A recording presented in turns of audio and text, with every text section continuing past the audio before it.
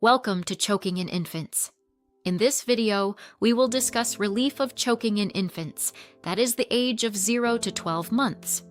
If it's a mild obstruction, stay with the infant and try to keep them calm. Do not do a blind finger sweep as you force the object further into the airway.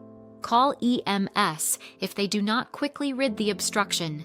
If it's more severe, use back blows and chest thrusts and call EMS. Begin BLS steps if the infant becomes unresponsive.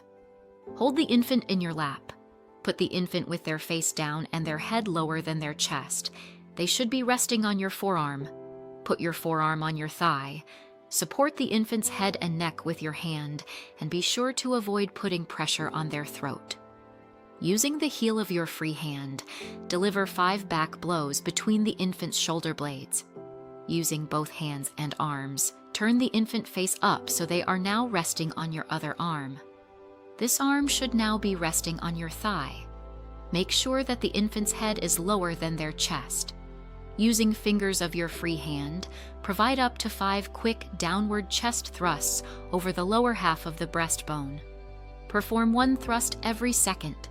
If the obstruction is not relieved, turn the infant face down on your other forearm and repeat the process.